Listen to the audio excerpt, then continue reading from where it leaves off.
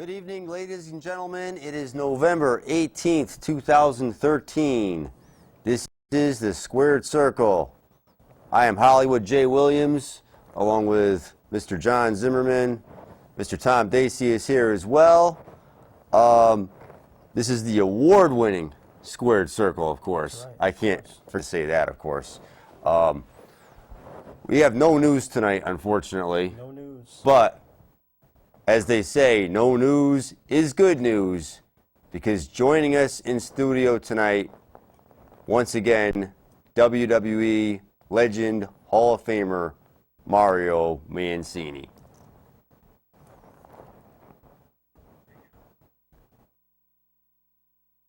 Last year, what a guy he is, man. Unbelievable weekend. It was just really, really great to see everybody again, especially to see Jose Luis Rivera. That was unbelievable. He had me busting for a day and a half. Had me busting every day on the road. To have Roman at my table, sharing a table with me at the Fan Fest. Hi, I'm Mario Mancini, former WWE wrestler. There, and you know, seeing Valentine and Neidhart and Snuka and Santana, and, you know, all the guys. Just once a year I get to take a trip back to the '80s, and this year being inducted into the Hall of Fame. It still hasn't really sank in yet that I was inducted into the Hall of Fame as the same night as Harley raced. It's kind of crazy, but that means a lot right there. Yeah.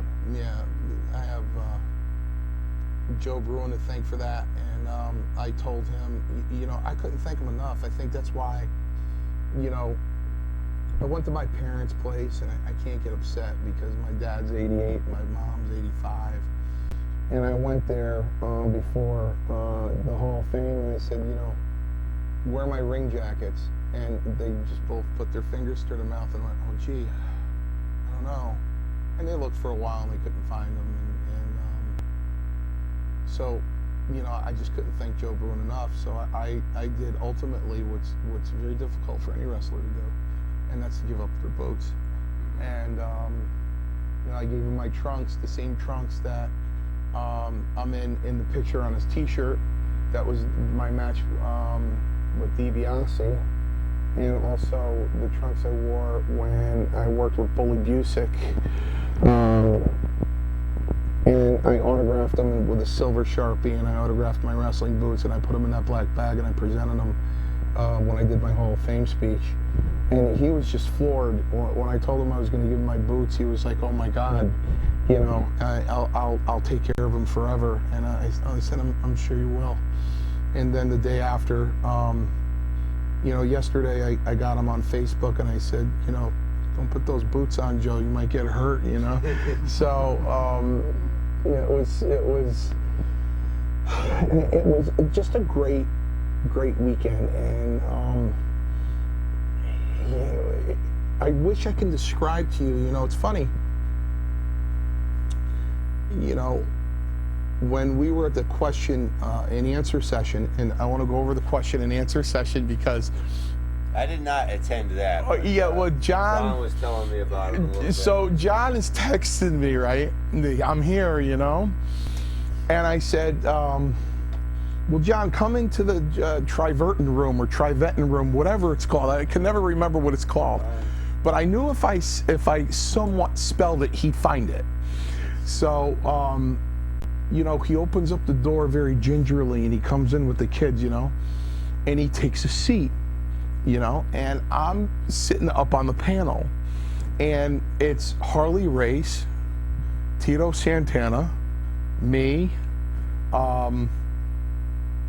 Styles, Stryker, Matt Stryker, yeah. Nice kid. Oh my God, what a nice kid. You realize if I had those looks, you know how cocky I would be? That is what a nice kid he was. Yeah. He is unbelievable, so humble, so well-spoken. What a nice kid. Vince really should have hung on to him. He's a really good example for professional wrestling. What a nice guy. Yeah. And then there was the kid that won Tough Enough. Daniel Puder. Daniel Puder. Yeah. And then there was Diana Hart-Smith, Davey Boy's wife, and then there was the Hammer. And Greg Valentine, and who was next to Maria Kanellis, and the referee was on the other side of Jimmy Corderas was on the other side of Harley Race. So you know, I kind of look out into the crowd, and John immediately was 9 years old. I saw the look on his face. I'm sitting up there on the panel, sitting next to Santana, and I'm just looking at John, and he's like this. He's just staring. He's just staring. He's like, and you know what? For me, if he's like me, because I consider ourselves really good friends, right? Of course. So if I'm him, I'm like, wow, I'm really good friends with that guy up there, you know what I mean? It's like that kind of feeling, you know, it's just like really cool, you know?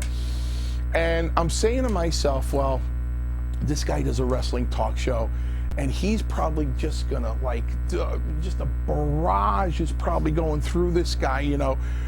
You know, he's gonna ask Harley Race this, and he's gonna ask Valentine that, and he's gonna ask Tito Santana this, and he's just a barrage of questions to these people, because this is what he does. This is your gig right here, right? Now, John, I got a question for Mario Mancini. Okay. But it ended up bringing down the house. The story ended up, you know, busting up the whole place. Oh, you did. You did. And even Hammer was laughing his head off. You know what I mean? Because he said, John said, can you tell us about the story about your very first wrestling match with Paul Orndorff?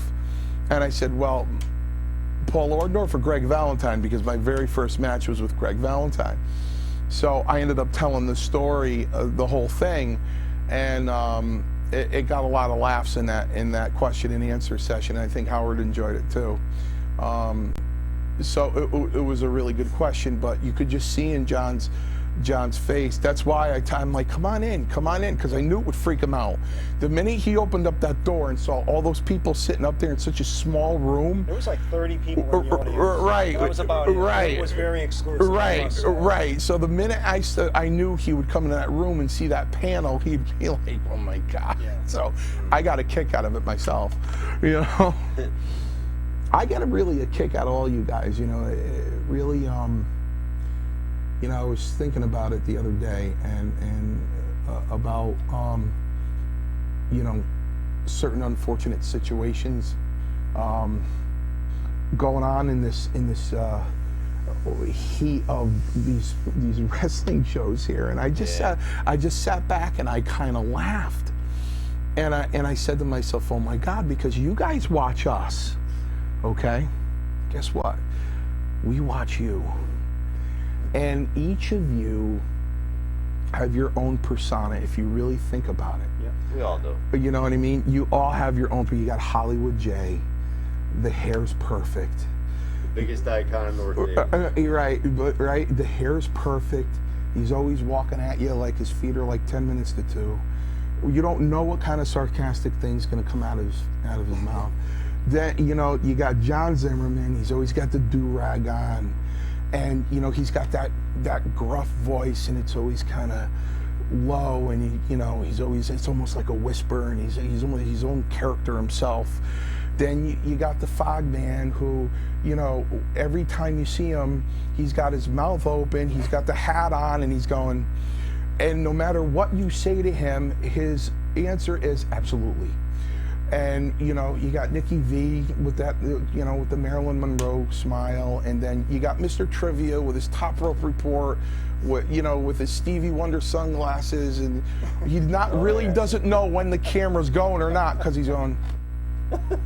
And you have to wait about 15 seconds when you're online, and you're like, all right, Mike, it's on.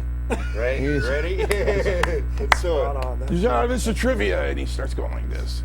Top rope report this week, you know, and I'm like, all these people really are their own gimmicks. They really are. They might as well. You guys are doing it all without the promos, without the bumps, without hitting the ropes. You know, I do an occasional promo. Or, you know, and that's why that's why, and I was very serious, and I do owe it to Trivia. You know, he was the very first one, and it's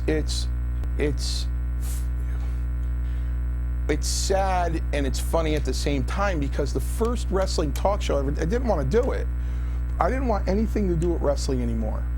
I didn't want to do, you know, Bruin had to beg me to do this last year. Yeah. He guilted me because he told me Shu was coming from Japan, and Shu came from Japan again This year, yeah. and he gave me a tea set, and he gave me some gifts from Japan. Who is Shu? Shu, he comes to the convention every year, but last year, Uber fan. last year he said, I want to see Mancini, and last year's convention, you know, he was lost in the middle of a convention looking around, and then he made eye contact with me, and boom, right over to my table. He goes, Mancini, I'm Shu. I said, hi, Shu. He goes, how come you never come to Japan? You know, he was really mad, you know.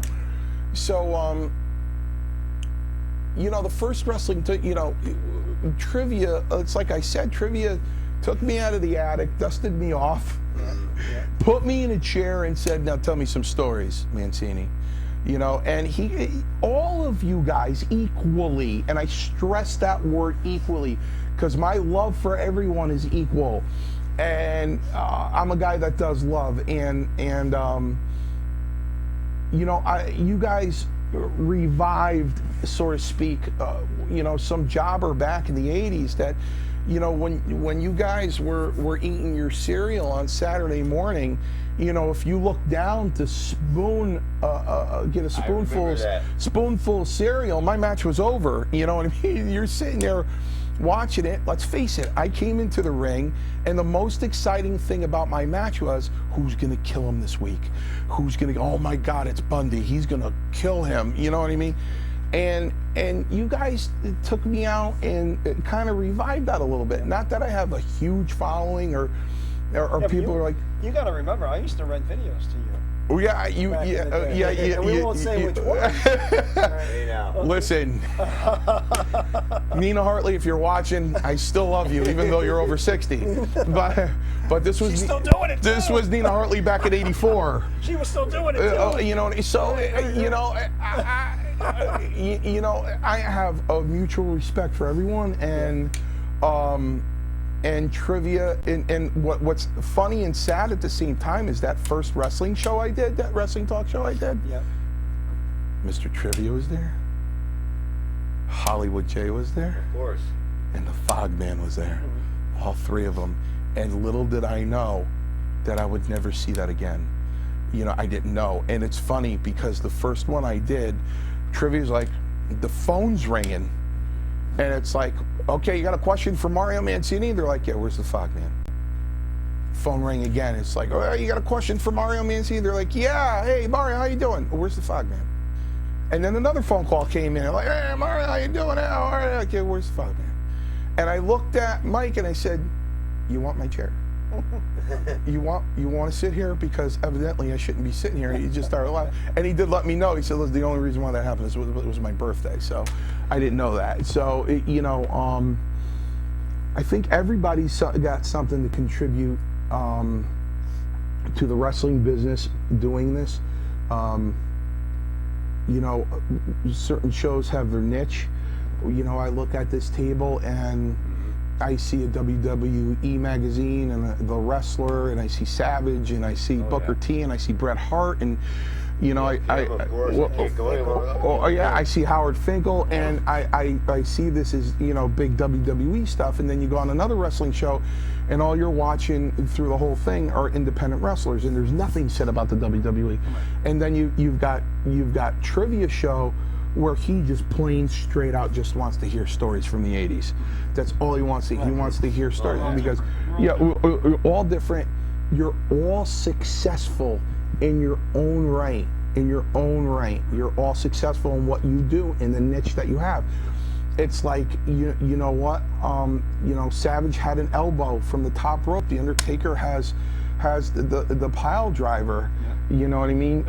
You know, Bret Hart had the sharpshooter. I mean, they all have 3 different finishes.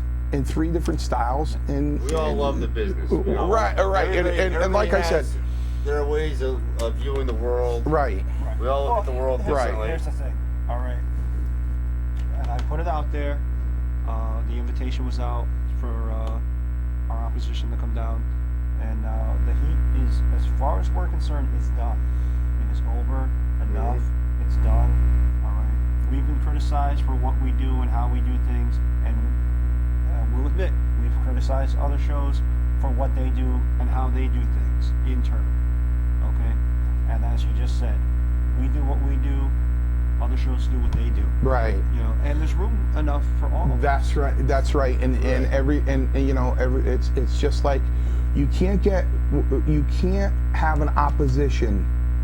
You can't have an opposition if somebody's, you know, producing peanut butter and the other one's manufacturing peanut butter and the other one's manufacturing, you know, olive oil. Yeah. You know what I mean? There's no reason for an opposition. You know what I mean? So I think you're all talented. I don't think there's an opposition. I think all you guys are in this together. We approach things in a different way. And certainly your extension was very honorable. You know what, it was today. I just think it was a late notice, or else the outcome would have been different. But you know, Trivia asked me to do his show. I guess that's going to be over the phone or something. Yeah. And I'll have to wait 15 seconds or 20 to see if we're on or not. But I'll do his show, and I don't know when I'm going to do centering, but I'll do, you know, when they call me, I'll be there. I'll do all of them, and I'm just Mario Mancini, and I'm just saying this, and I said it to you guys before. I was there 8 months before WrestleMania 1. If you want to name a heel, I wrestled him. And I live 20 minutes away, and I'm free.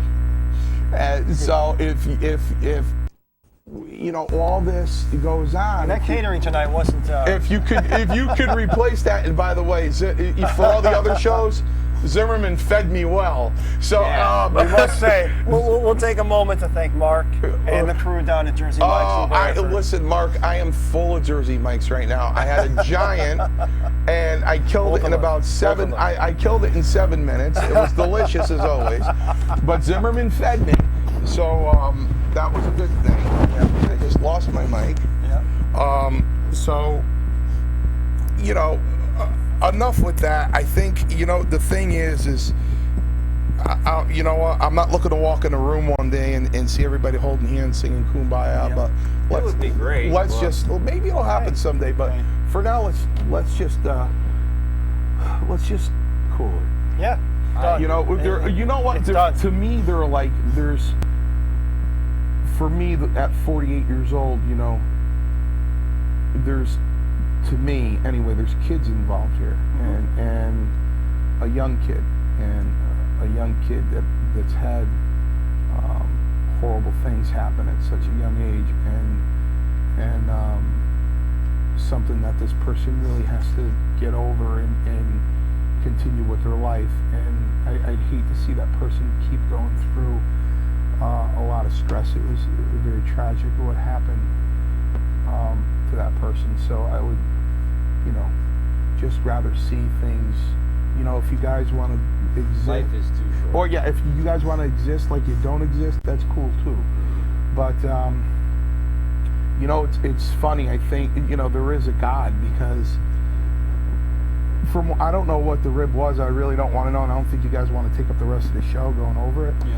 But you know, I understand it started from a rib, and you know, there is a God, because you know, before this question and answer thing started, you know, I'm sitting next to Tito, you know, and we're just shooting it, you know, and I brought up Altamar. Now listen to this. Listen, lesson learned. Yeah. It was incredible that he told this kind of story. He said, you know, Mario, when I came up in '79, they put me with Altamar. You know, on the road. Yeah. You know, and they put me with him like for a month. You know, he put me over, you know, and Tony, which I know firsthand because he trained me. Yes. He taught me how to wrestle. And it was very difficult to work with him in the ring because he would make you laugh. He would do something to make you laugh all the time. And he did the same thing to Tito. So Tito was very excited when they said he was with Altamar for a month, because Tito said, I get to laugh, and he started laughing. I get to work with Altamar. Somebody went up to Altamar and said, hey, Santana's laughing at you. And Altamar got hot. So there was heat. And other guys were working with Santana, and they were stiff. And they weren't giving him a lot of spots. And Santana's like, what's going on here? And he goes, well, you said you were laughing at Tony Altamar. So he finally got Tony alone. He said, Tony, can I talk to you for a minute? I think something's misunderstood here.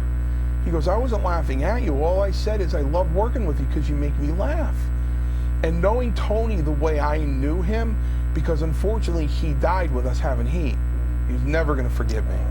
So I said, Tito, did he forgive you? Did he forgive you? He goes, yeah, everything was okay after that. I think so. You know? You got a call around here. Go ahead. Who was the caller? You are live on the Squared Circle. We're live on the Squared Circle. It's John Zimmerman. Is that my Kumba, my Paisan, the newly crowned New England Hall of Famer Mario Mancini there? Absolutely. This is hopefully the next inductee, Mr. Bull Dread. That's Bull Dread, my God. You know what? I thought of Bull. Let me tell you something. I thought of Bull over the weekend, and you know, I was talking to Tony Atlas about Bull Dread, and we were talking about the business and the guys in the business, and I said, Tony, there's this independent wrestler, his name is Bull Dread, and he goes, yep. I said, if you talk to this guy long enough about professional wrestling, he'll get tears in his eyes. I mean, this guy, he just loves the business, you know. I actually brought Bull up this. I appreciate that, Mario. You know what? I actually talked to Tony Atlas at a convention in Queens a couple of years ago. Yeah. And I was wearing a PWA's jacket, and he said to me, hey, PWA, I remember them. And I'm like, yeah, I trained with Von Schmidt. And so we had a conversation. I'm going to bet he probably would remember me if we were standing there, all three of us were talking. Without a doubt, you know, and I don't know if Mario mentioned it, but I spoke to Joe Gruen face to face, and I told him the campaign has begun for Mr. Bull Dread to get into the New England Pro Wrestling Hall of Fame. Bull, I'm sorry, Bull. How long have you been working? Well, I've been working since January 2001. I took a couple years off in between, but I mean, obviously, once you're in the business, you're always in the business. So, you know, this coming January is going to be 14 years. I'll take care of that. Yeah? Yeah. I mean, I'm ecstatic. It brings tears to my eyes when you know, John, when you guys say that you've actually talked to him and try to campaign for me. And I'm honored, believe me. It's like I'm a little kid. I would never, ever thought that I would be in this kind of a situation or position. But I'm no Mario Mancini. I'm no Ron Zombie, you know. Yep. If the time comes, it will come, you know. Let me tell you, Zombie's I never claimed to be a superstar or anything. I never claimed to be better than anybody in the Indies. I just claimed to be a hard worker, and the same kid that I am now is the same kid that I was when I started watching wrestling. And Let me tell you something. I was walking into the hotel. Train.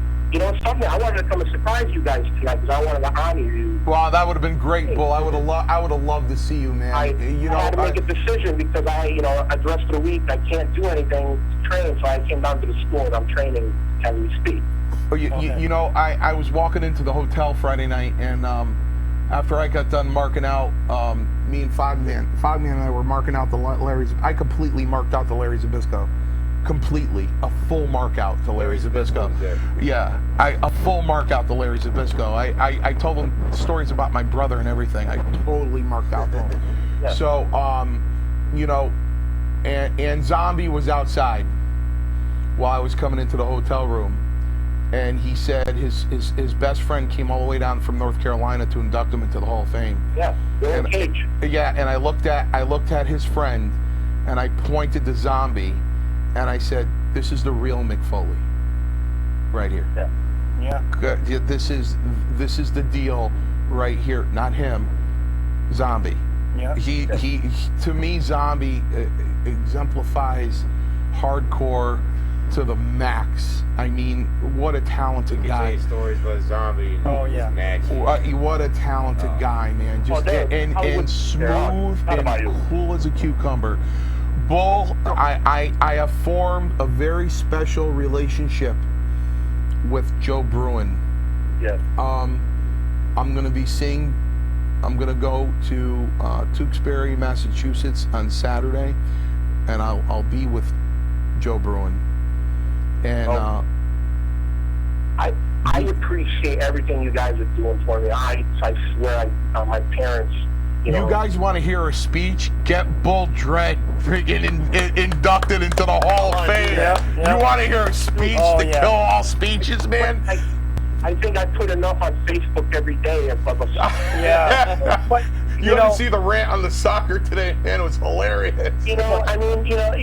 I mean, people forget. I mean, I think we're all, Mario, you and I were raised the same. John, you're Jewish, and all our heritage, what we brought to the United States.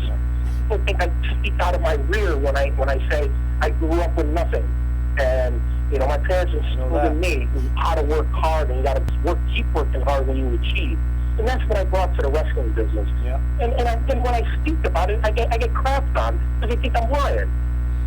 You know what? We know where your heart is, and we know where you're coming from, because obviously you and I have had some conversations in private, and I know that you're just a dedicated father and a dedicated son also, and you know where you came from, and you know where your folks came from, and how hard it was for them, and how hard it is for you, and all we want to do is make it better for the next kids coming up. Not only our children, but the next generation in general. And not only that, you're mentoring the kids over at the PWA, my son included. Bull, I'm going to tell you this. This year, I harassed him. I terrorized him. But he loves me, and I love him, and he did it. Paul Roma sat with me. We actually shared a table at the Fan Fest. I thought his table was going to be butted up next to mine. Joe Bruin actually put our merchandise table at one table. So half the table was Paul Roma and half the table was Mario Mancini. I would like to do that with Bull next year. I'd like him to sit with me. That would be awesome. And I'd like to take him around to Demolition and to Snuka and to Atlas and to all my friends I spent 8-9 years of my life with. Jose Luis Rivera, Danny Davis, everybody I spent all that time with in the business. I want to bring Bull around and say, this is my friend, and now he's your friend too, and I want Bull to sit with me. I appreciate that, Mario. I say this from the bottom of my heart, and I wish I could have gone back in time. People should be kissing your feet. They should be carrying their bags. Well, let me tell you a story. Like I love the kid. His speech was a half an hour, but I love the. After it was all done, right? I'm up in front, and I'm talking to Jason Rumble, and a friend of his was in the doorway that leaves the Hall of Fame room, and he goes, Jason, and Jason puts his hand up and the finger up, like, wait 1 minute, and 5 minutes goes by, and they go, hey, Jason, he goes, would you wait a minute? And they go, he called one more time, Jason, he goes, would you wait? I'm talking to Mario Mancini. Mario freaking Mancini. Don't you get that? All right. And I just started laughing. I said, "Go ahead, kid. You go ahead." I mean, Mario, we all look back at your label as the jobber. You want to know something? The jobbers are probably one of the smartest workers that lived during that era. Bull, let me tell you something. I was floored. I was honored and I was floored, and John Zimmerman was sitting right there to witness it. When Jim the Anvil Neidhart said, without Jose Luis Rivera and Mario Mancini, there would be no Hart Foundation. There would not be those wrestlers that climbed. And I was shocked he didn't have to do that. Little did I know 30 years later he's going to put me over. You know what I mean? So, And Finkel called it, you had to visit Mancini. Oh, Bull. Well, let me tell you something. Howard Finkel said for any rising star to get anywhere, to make anything out of themselves, they had to make one trip. It wasn't for long, but they had to make one trip, and that was to Manciniville. You know, and it was just brilliant, man. He really did me justice. It was really good. And the most important thing, Bull, he said about me, you would feel the same way.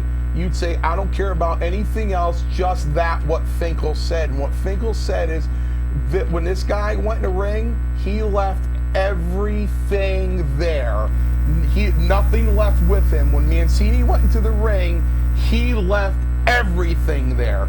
And you know what, Bull, you're the same way.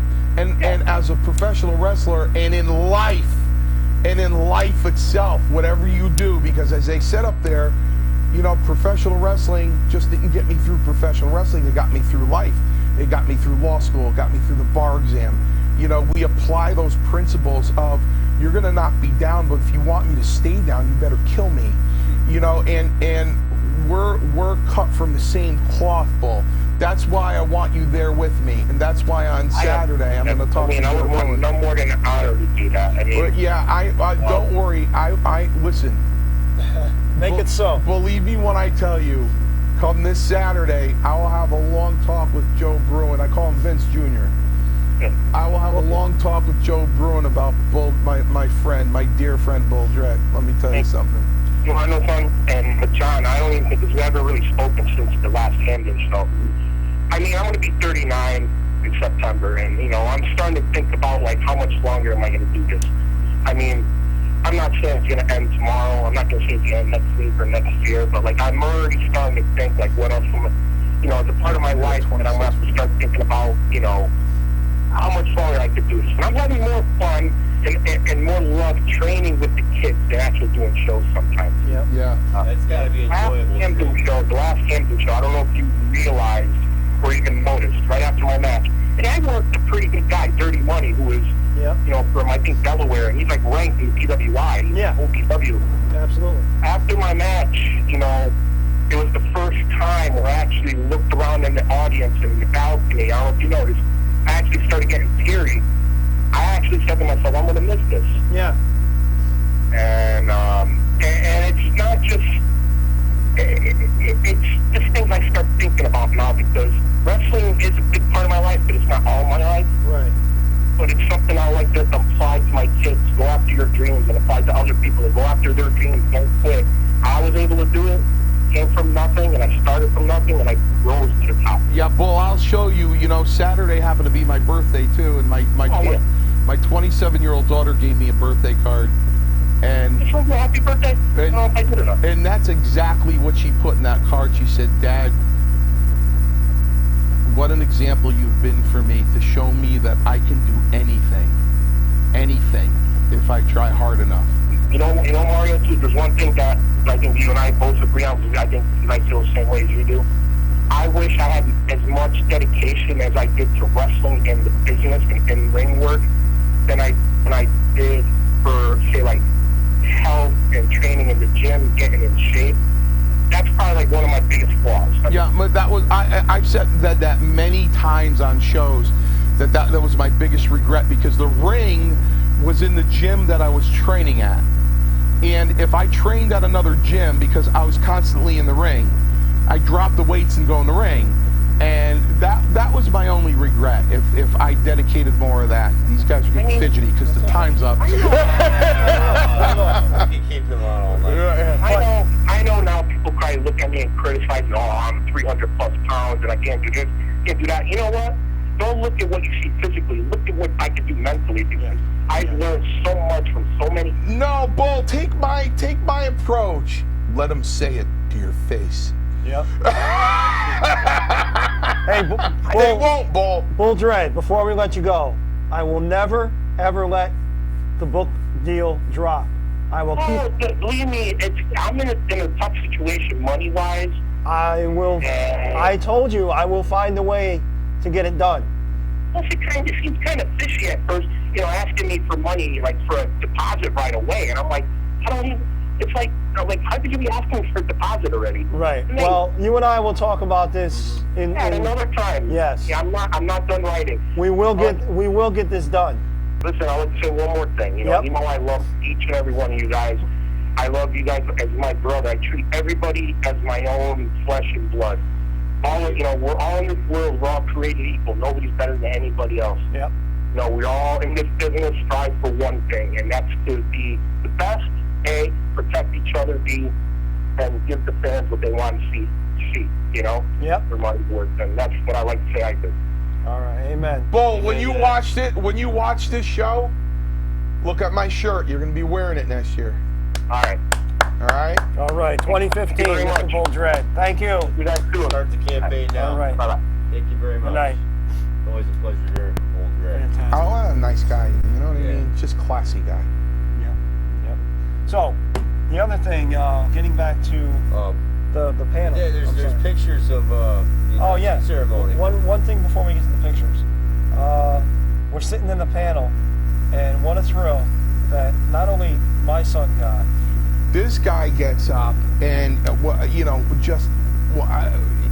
wish you had a shot of my face when he did this, because I was like a sponge and the hair in the back of my neck stood up. So Zim gets up and Finkel goes back over to him and he goes, I was wondering, Howard, could you, this is my son Jacob Zimmerman, and can you announce a match, him against Mario Mancini?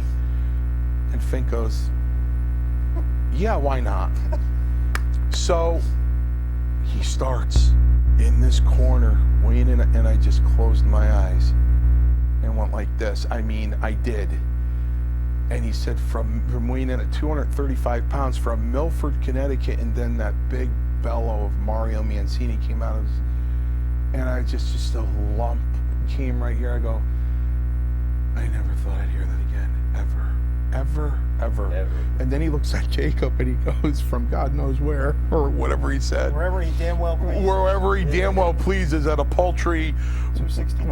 130 pounds or whatever he said Jacob was. Jacob Zimmerman, In the Finkel voice. It's Madison Square like Garden. it's Madison Square Garden. And then I busted him. I busted him up again, because I went, now I got to do a job for him.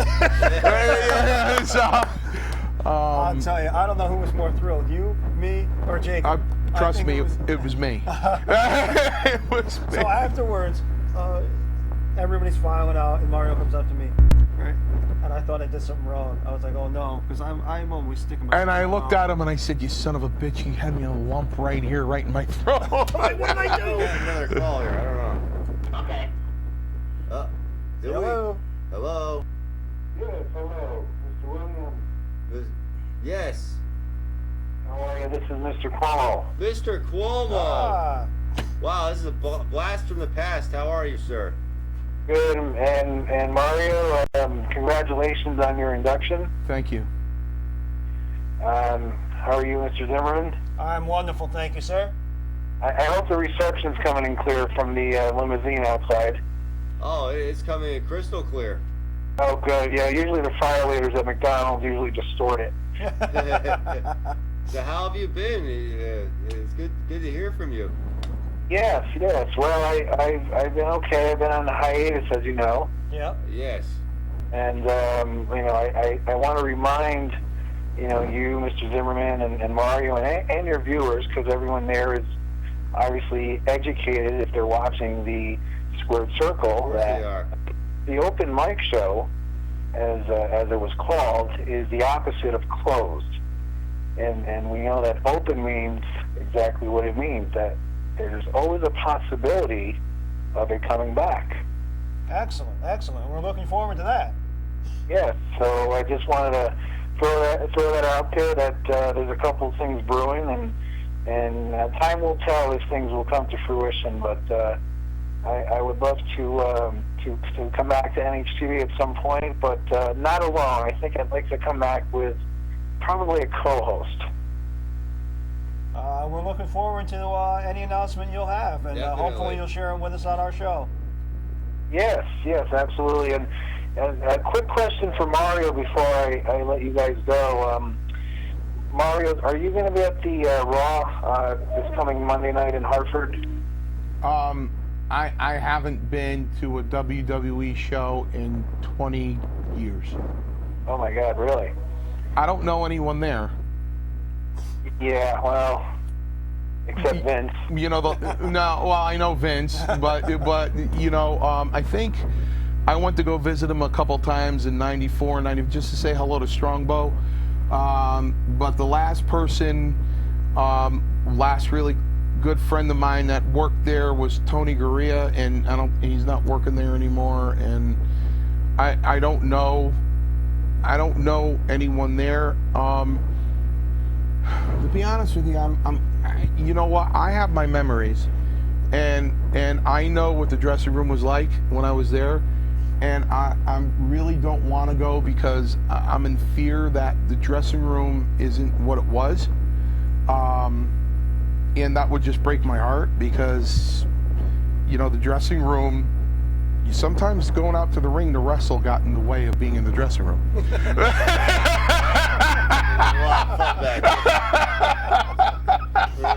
And we've heard, believe me, off the air, we've heard quite a few stories. There were a lot of times they stood there going, "Damn it, I'll be right back. Don't hold that. I'll be right back." Oh my! Actually, speaking of dressing rooms, Jay, has your Walmart dressing room debacle, is that all settled in court now, or what? My Walmart dressing room debacle? Yeah, didn't you walk in the ladies' dressing room by accident? Oh, that wasn't me. Oh, okay, I'm sorry. Yeah, somebody's spreading vicious rumors about me. It's probably the guy that looks just like me that works in that warehouse. Okay. There's a lot of Jay Williams in this world. I must have read about the different Jay Williams. Could have been. All right, Mr. Cuomo, we look forward to seeing you back on the air soon. Yes, guys, have a good show, and congrats to Mario, and have a good night. Thank Thank you. you very much, Mr. Cuomo. Always a pleasure hearing from Absolutely. Mike Cuomo. Yeah, yes, open mic, possibly a huge return. Huge. So we have these photos here? Yes, yes. We get got to some those. photos from the induction ceremony, if we can run those. If we could. And if Mario can comment on them. I'd love to. I had such a great time. There we go. Oh, we're going a little quick here. Going a little quick. Back up a little bit? No, I guess not. There is my son Jacob with Jimmy Corderas, Yeah. looking a little squat. On our monitor, anyway. Yeah. Jimmy was a very nice guy. You know, he's a very humble guy. Yeah. Did he work any matches for you? Yeah, you know what? When I was a little saw later. him, I tried to recall. Was it a little later? Yeah, I tried to recall. I don't think so, but I think he came in around WrestleMania 4. I was still there. Yeah. Yeah, he must have. He was young. He might have. He was young at the time. His book is fantastic. Yeah. Oh, he's got a book. Yeah, it's very good. Really? Did it sell well? I'm not sure. Oh, I gotta read it. Yeah, it's great. If we can move to the next one. Coming up here, we have. Wow, our Hello. crack staff. Hello, crack staff. Do I have to start issuing correctives again? Technical difficulties. Technical difficulties? Well, we'll talk a little more. We'll talk a little more whenever you're ready. So you got in Friday night. Yeah, I got in Friday night, and you know, I checked in and went down to the dinner, and you know, it was a buffet style dinner there, Yeah, and I yeah. sat with Jose. I sat with Jose. Yeah. Jose Luis Rivera. Jose We're Luis. still laughing. He must have had 5 pieces of cake. I'd be talking to somebody and he'd go, "You want some cake?" I go, "No, I'm all set." Come up another 15 minutes, he'd go, "I go, what, Jose?" He'd go, "Some cake?"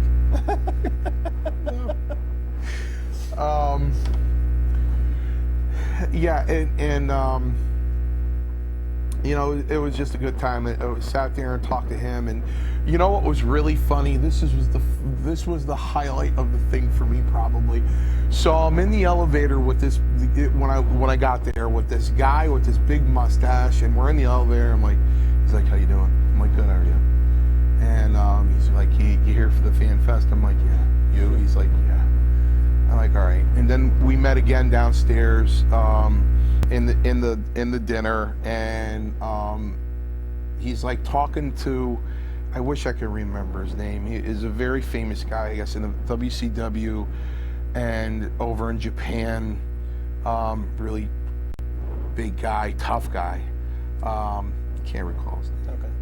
But you know, it wasn't until the fan fest the next day, because his table was near Jose's, Yeah.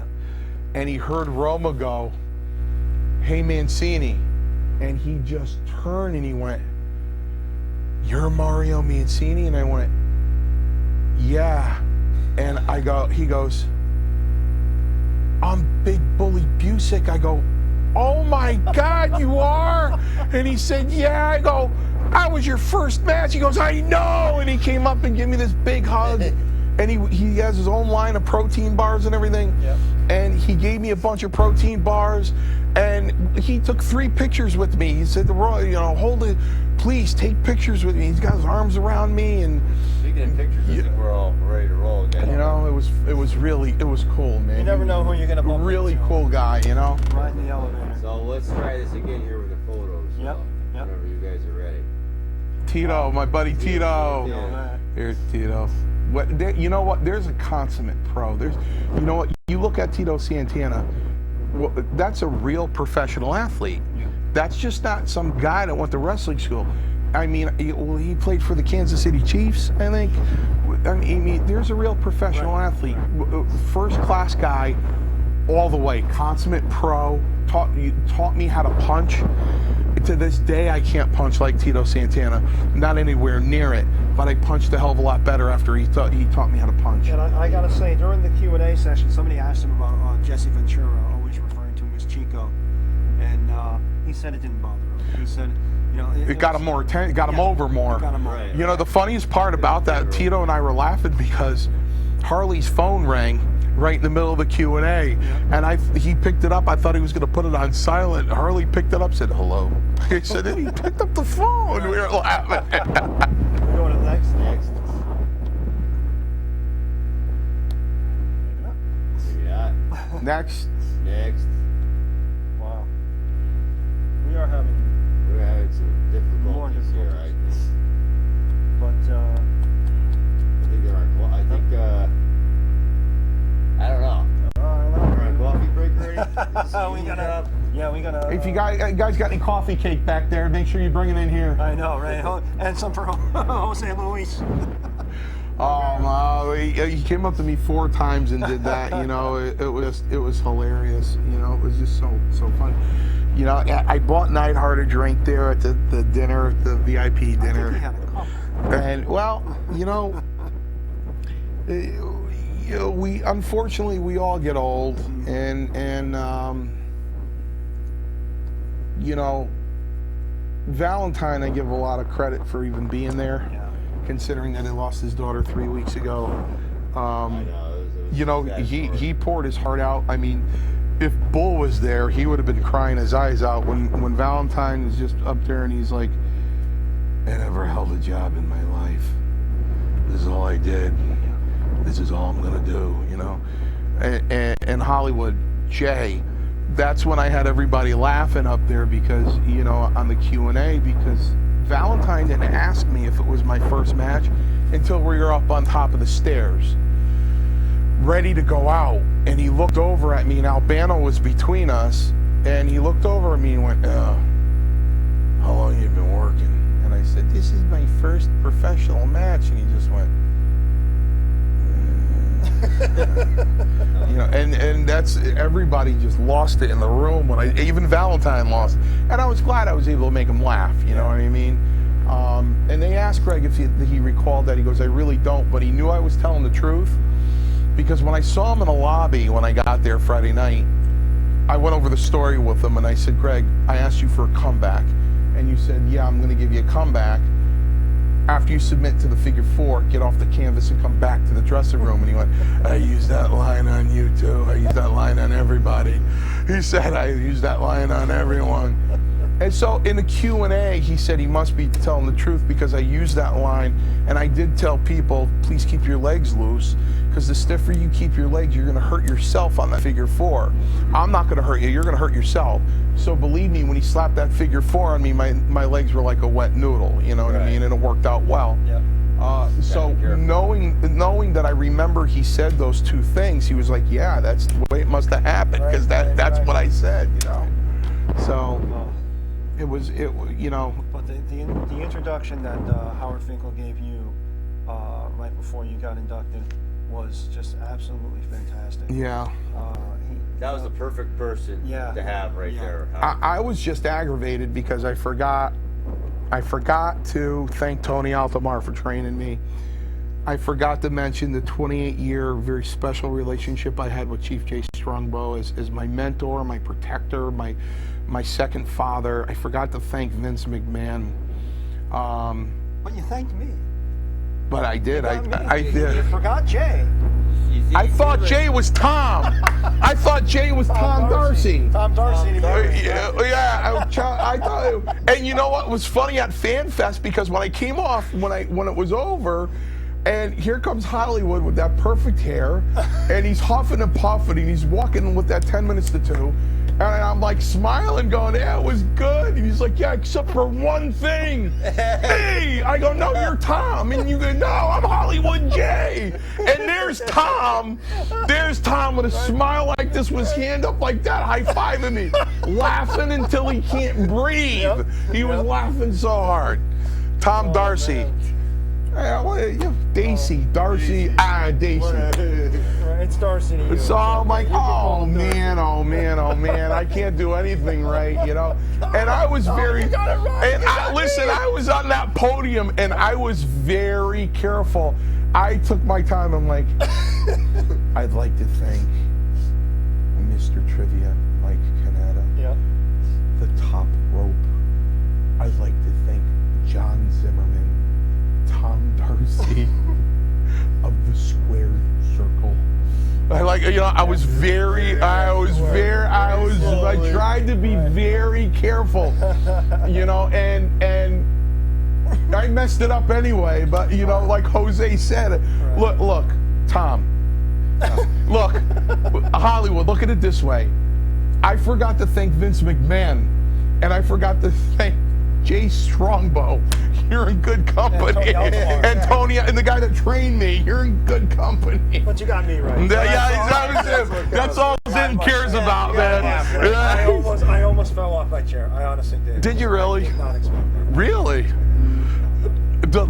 You know what? He's got the best shocked look on his face ever. Anybody I ever know. I want to do things just to shock him, because I love the look. Listen, Jay, if you saw I was sitting up there like this next to Santana, and I was just staring at him because I knew it was going through his head, you know? And he just barely was able to look at me and go, you know, just acknowledge me. He was like, and I just smiled at him. I didn't expect it. He didn't even do one of these.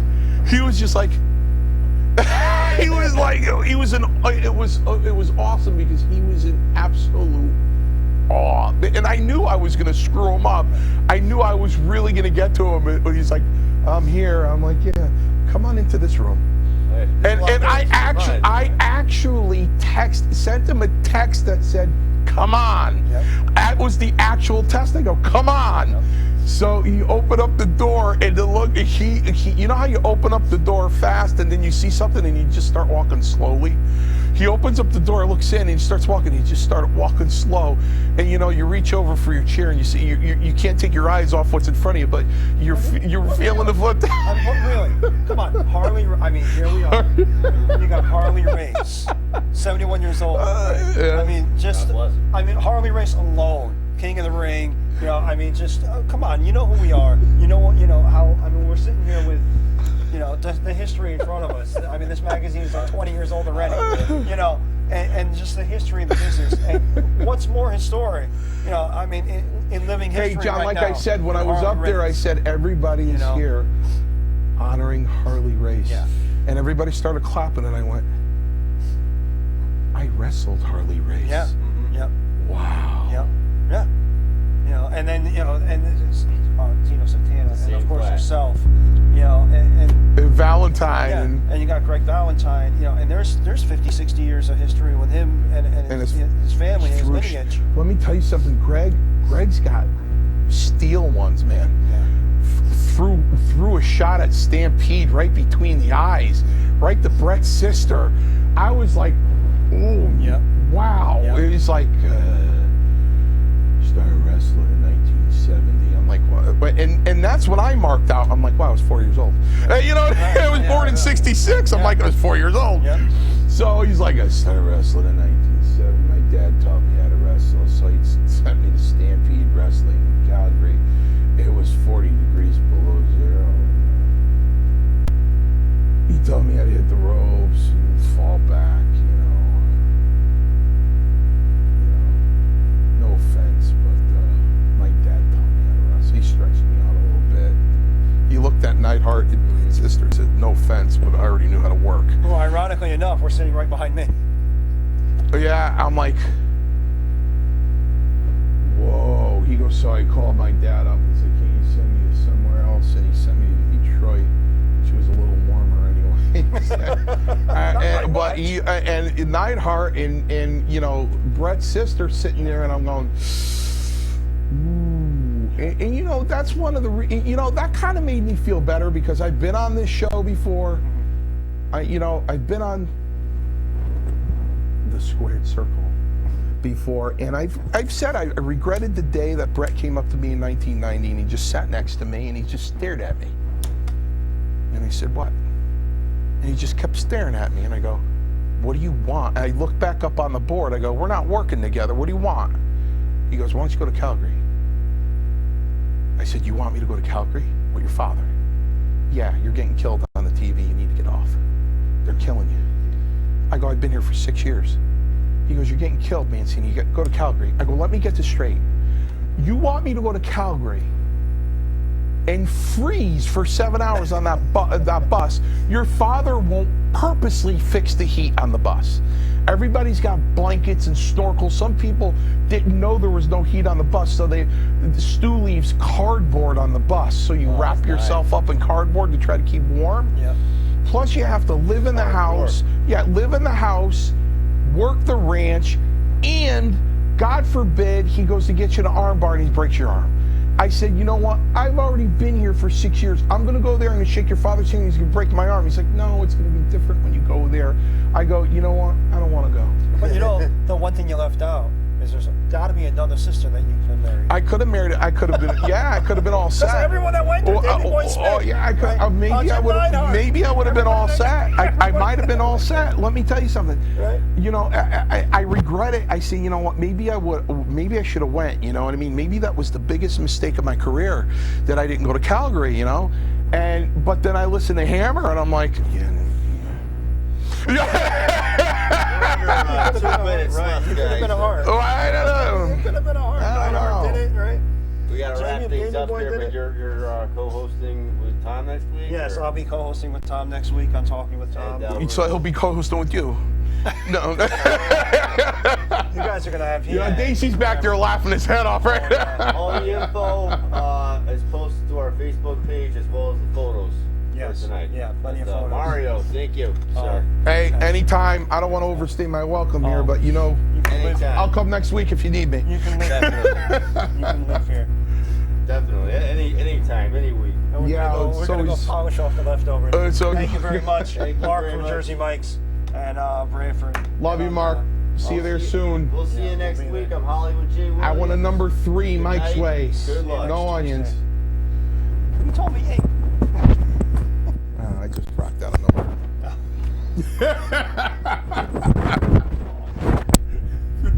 Mark told me 8. Jose would go, get Mancini 1 through